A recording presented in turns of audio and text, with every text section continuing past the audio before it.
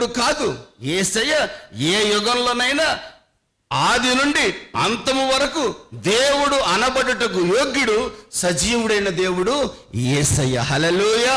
ఆయన మాట ఇస్తే పొరపాటును కూడా తప్పడం. ఆయన అంటున్నాడు, నీ తల పైకెత్తుతాను అని వాగ్దానం చేస్తున్నాడు.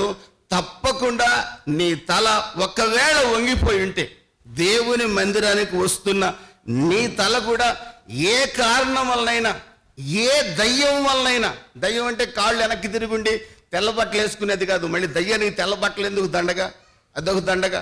దయ్యం అంటే ఇట్లా ఊహించకండి. దయ్యం అంటే ఏంటంటే చేసే పాపం, అక్రమమే దయ్యం.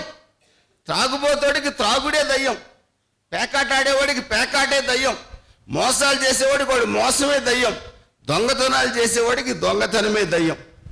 యేసయ్య ఒక్కడే పాపము నుండి మానవుణ్ణి ఎందుకు విడిపించగలడు అని మీరు చెప్తున్నారంటే, ఆయనలో ఏ పాపము లేని పావన మూర్తి. చప్పట్లు కొట్టి ప్రభు నామాన్ని కనపరుచుకుందాం.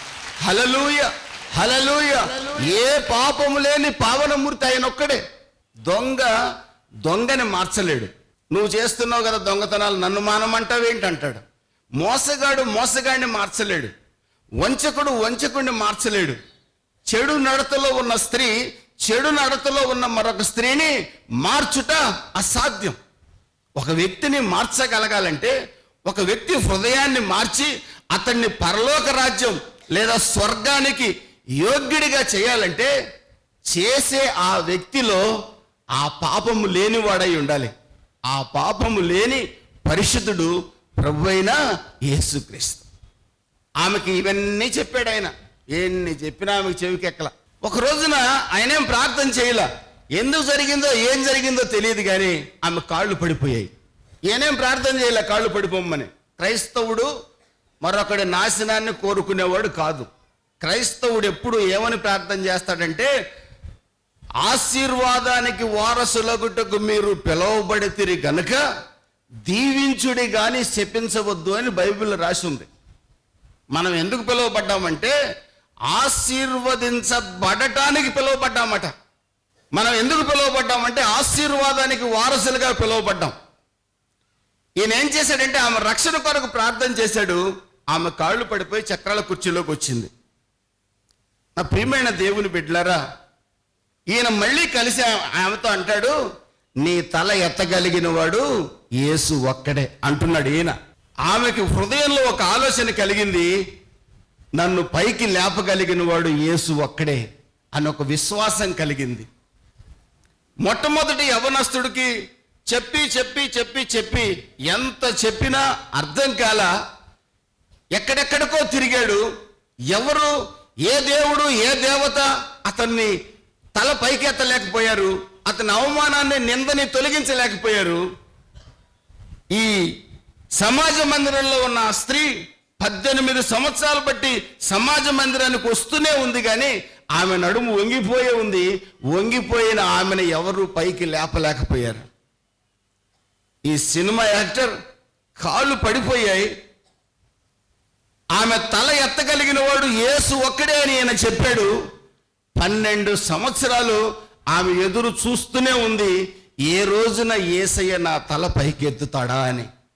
నా ప్రియమైన దేవుని బిడ్డలారా, సంఘమా, ప్రభు అంటున్నాడు, నువ్వు ఇప్పటికే రక్షణ పొందుండొచ్చు, పరిశుద్ధాత్మ అభిషేకం కూడా పొందుండొచ్చు.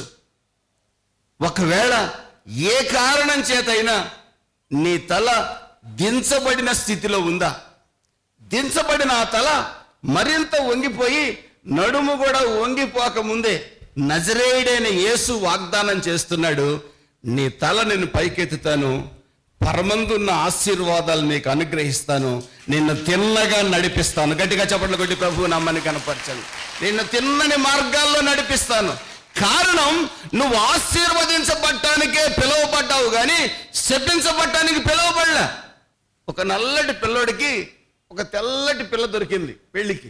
ఆ చుట్టుపక్కల వాళ్ళు అంటున్నారు, అబ్బా కాకి ముక్కుకు దొండపండురా, ఎంత అదృష్టవంతుడు రా అన్నారు. ఆ మాట నేను విని నాకు అనిపించింది, ఇది కాదు అదృష్టం. అదృష్టం ఇది కాదు. వాడు ఎన్నాళ్ళు కాపురం చేస్తాడో తెలియదు. నిన్ను విడవను ఎడబాయనని పాస్టర్లు బట్టి ప్రార్థన చేయిస్తారు. నాకు తెలియదు, నేను ఎప్పుడు పెళ్లిళ్ళు చేయలేదు కనుక. 2 చేతులు బట్టి ప్రార్థనలు చేయిస్తారు. పాస్టర్లు అందరూ ఉంటారు, సూట్లు గిట్లు వేసుకొని. ఎన్నాళ్ళు కాపురం చేస్తాడో తెలియడు. అక్కడేమో ఆయన నిన్ను నా జీవితకాలం అంతా విడవని ఎడబాయనని సంస్కృతంలో చేపిస్తాడు ఆయన చేతులు బట్టి. ఇంకొక ఆయన ఇంకొక భాషలో చేపిస్తాడు. దీనికే అంత అదృష్టం అంటే, నిన్ను విడువను ఎడబాయనని వాగ్దానం చేస్తూ ఈ భూమి మీద నువ్వు బ్రతికున్నంతకాలం నిన్ను ఆశీర్వదిస్తూనే ఉంటాను, అంతమందు నిత్య రాజ్యంలో నా కుడి పార్శ్వమున నిన్ను కూర్చోబెట్టుకుంటాను, నాతో కలిసి నువ్వు ఆనందించేటట్లుగా చేస్తానన్న యేసయ్యని నమ్ముకోవటం ఎంత అదృష్టమో ఒక్కసారి ఆలోచించండి. చప్పటి కొట్టి ప్రభు నామాన్ని కనపరుచుకుందాం. హల్లెలూయా. నేను అంటాను, యేసయ్యని నమ్ముకోవాలంటే పెట్టి పుట్టుండాలంటాను. మా పల్లెటూరు భాషలో పెట్టి పుట్టడం అంటారు. అంటే అర్థం ఏంటంటే అదృష్టవంతులు అంటారు. యేసు ప్రభు నమ్ముకోవడం అదృష్టం. కులగోత్రాలు కాదు ఇక్కడ. రక్షకుడైన యేసు, పాపము నుండి పవిత్రపరచగలిగిన వాణ్ణి ఒకే ఒక్కడు ఆయన్ని గుర్తించడం, ఆయన్ని అంగీకరించడం, ఆయన్ని హత్తుకోవటం అదృష్టంగా భావించాలి. నా ప్రియమైన దేవుని బిడ్డలారా, తల ఎత్తువాడు నీవేనని వాగ్దానం చేశాడు. ఆ యవనస్తుడు ఒక దినాన ఇలాంటి దైవ సేవకుడి దగ్గరికి వచ్చి విసిగి వేసారిపోయాను, నేనేం చేయాలి అన్నాడు. ఈయన అన్నాడు, నాతో ఒక మీటింగ్కి రమ్మన్నాడు. ఆ మీటింగ్కి చెన్నై పట్టణానికి ఆ యవనస్తుడిని ఈయన తీసుకొని వెళ్ళాడు. ఆ మీటింగ్లో 3 దినాల సభలు జరిగాయి. 2 దినాలు యవనస్తుడు సిగరెట్లు తాగుతూ ఇష్టం వచ్చినట్టుగా ప్రవర్తిస్తున్నాడు. 3వ దినాన దేవుని వాక్యం యవనస్తుడి యొక్క హృదయాన్ని తాకింది. చప్పట్లు కొట్టి ప్రభు నామాన్ని కనపరుచుకున్నాం. హల్లెలూయా, హల్లెలూయా. ఈ చోట ఒక యవనస్తుడున్నాడు. ఈ రాత్రి ఆ యవనస్తుడిని నేను ఆశీర్వదిస్తానని వాగ్దానం చేస్తున్నాను. అయితే ఆ యవనస్తుడు తన పాపం విషయమై పశ్చాత్తాపడితే, ఒకవేళ పడకపోతే తండ్రుల దోషాన్ని కుమారుల ఒడిలో వేయబడుతుందని వాక్యం చెప్తుంది కనుక అతని పిల్లలు శపించబడే అనుభవాల్లోకి వెళ్ళిపోతారని ఆ దైవజనుడు చెప్తుంటే, ఆ యవనస్తుడు అలాగనే పశ్చాత్తాపడి నేలను పడ్డాడు. ప్రభువా నన్ను క్షమించమని అడిగాడు. అతని జీవితాల్లో పాపమంతా ఒప్పుకున్నాడు, విడిచిపెట్టాడు. అతని తల పైకెత్తబడింది. దేవునికి స్తోత్రం కలుగును కాక. హల్లెలూయా. ఆ రోజున ఆ స్థితిలో ఉండి ఈ రోజున మీ ముందు సాక్ష్యం చెప్తుంది నేనే. మీ ముందు సాక్ష్యం చెప్తుంది నేనే. సనాతనమైన సాంప్రదాయాల్లో పుట్టి పెరిగాను. మా ఇలవేల్పు వేదాద్రి నరసింహస్వామిని పూజించాను. నా పేరు, నా రికార్డ్ నేమ్, నా సర్వీస్ రిజిస్టర్ ప్రకారం నా పేరు నరసింహారావు.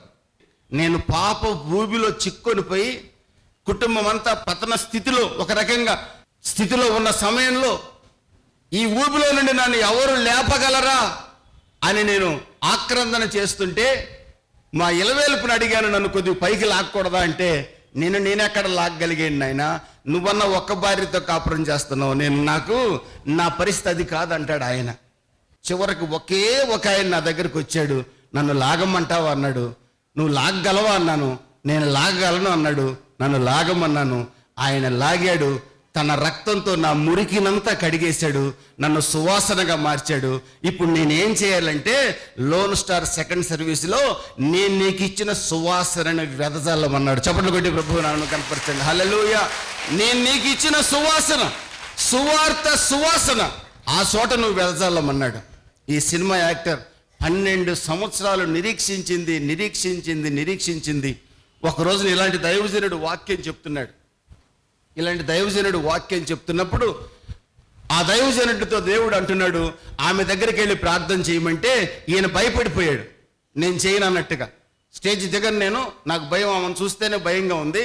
ఆమె అంటే నేను ప్రార్థన చేస్తే బాగుపడటం ఏంటని, లేదు నువ్వు వెళ్ళమన్నాడు. మొత్తం మీద ఈయన భయపడుతూనే వెళ్ళాడు. నజరేయుడైన యేసు నామంలో లెమ్మన్నాడు. ఆమె లేచి గంతులు వేయటం ప్రారంభించింది. చప్పట్లు కొట్టి ప్రభు నామాన్ని కనపరుచుకుందాం. హల్లెలూయా. ఈ 18 సంవత్సరాలు వంగిపోయిన స్త్రీ వంగిపోయింది.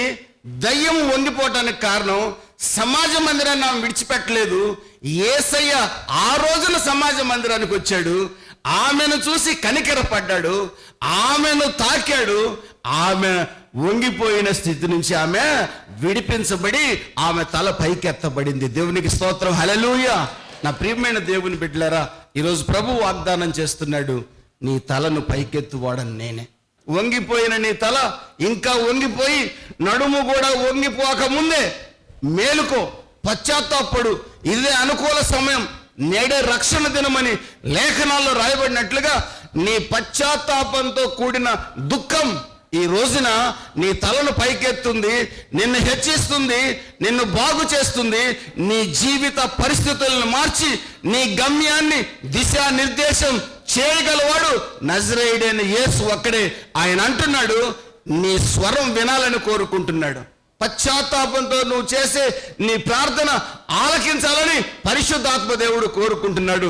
ప్రార్థిస్తావా, పశ్చాత్తాపడతావా, కన్నీరు కారుస్తావా, దేవుణ్ణి నిలబడతాను అంటున్నాడు. ప్రార్థన చేసుకుందాం. పరిశుద్ధుడైన తండ్రి, ప్రేమ కలిగిన ప్రభువా, జీవాధిపతి, నిన్ను స్తుతిస్తున్నాను. నా తల ఎత్తువాడవు నీవే అని వాగ్దానం చేశావు. ఈ రోజున నీ బిడ్డలు తమ భారానికి కారణం ఏమిటో పశ్చాత్తాపడ్డారు. ఎందువల్ల భారము తమ మీద ఏ భారం ఉందో ఆ భారాన్నంతా ఒప్పుకున్నారు, విడిచిపెట్టాలని నిర్ణయించుకున్నారు. ప్రభువా, వాగ్దానం చేసిన దేవుడివి, వంగిపోయిన స్త్రీని లేపిన దేవుడివి, ఆ సినిమా యాక్టర్ని నడిపించిన దేవుడివి, ఆ యవనస్తుడి జీవితాన్ని బాగు చేసిన దేవుడివి. ఈరోజు పశ్చాత్తాపడిన నీ బిడ్డల జీవితాలను కూడా మీరు బాగు చేసి, వారి కొరతలు తీర్చి, వారి ఆర్థిక సమస్యలు పరిష్కరించి, రోగాల నుండి స్వస్థత దయచేసి, సంపూర్ణమైన నీ కృపని బిడ్డలకు దయచేయమని, ఘనత, మహిమ, ప్రభావాలు మీరు పొందమని నజరేయుడైన యేసు నామంలో అడిగి వేడుకొనుచున్నాను తండ్రి. ఆమేన్. క్రీస్తు ప్రేమ ప్రవాహము సకల జనులకు శుభవర్తమానము. క్రీస్తు ప్రేమ ప్రవాహము సకల జనులకు శుభవర్తమానము.